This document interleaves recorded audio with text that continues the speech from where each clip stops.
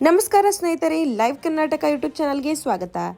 ರಜೆ ಮತ್ತೆ ರಜೆ. ಆಗಸ್ಟ್, ಸೆಪ್ಟೆಂಬರ್, ಅಕ್ಟೋಬರ್ ತಿಂಗಳಲ್ಲಿ ಸಖತ್ ಎಂಜಾಯ್ ಮಾಡಿದವರು ಈಗ ನವೆಂಬರ್ನಲ್ಲೂ ಬಂಪರ್ ಸುದ್ದಿ ಇದೆ.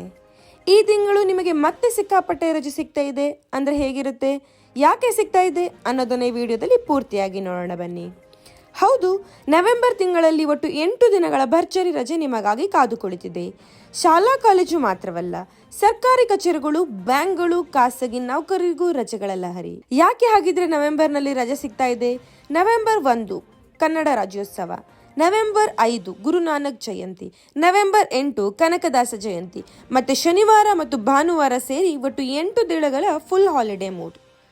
ಇಷ್ಟು ದಿನ ಟ್ರಿಪ್ ಮಾಡಲು ಸಮಯ ಸಿಕ್ಕಿಲ್ಲ ಅಂದರೆ ಈಗ ಸೂಪರ್ ಅವಕಾಶವಿದೆ. ಸ್ನೇಹಿತರ ಜೊತೆ, ಕುಟುಂಬದ ಜೊತೆ ಪ್ಲಾನ್ ಮಾಡಬಹುದು. ರಿಲ್ಯಾಕ್ಸ್ ಆಗಿ ಮನ ಫ್ರೆಶ್ ಮಾಡಿ ಹೊಸ ಎನರ್ಜಿ ಜೊತೆ ಮತ್ತೆ ಕೆಲಸ ಶುರು ಮಾಡೋಣ.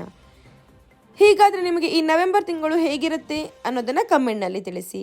ಮತ್ತು ಹೀಗೆ ಇಂಟ್ರೆಸ್ಟಿಂಗ್ ನ್ಯೂಸ್ ಮತ್ತು ಟ್ರಾವೆಲ್ ಅಪ್ಡೇಟ್ಸ್ಗಳಿಗಾಗಿ ನಮ್ಮ ಚಾನಲನ್ನು ಲೈಕ್ ಮಾಡಿ, ಶೇರ್ ಮಾಡಿ ಮತ್ತು ನಮ್ಮ ಚಾನಲನ್ನು ಸಬ್ಸ್ಕ್ರೈಬ್ ಮಾಡೋದನ್ನು ಮರೆಯಬೇಡಿ.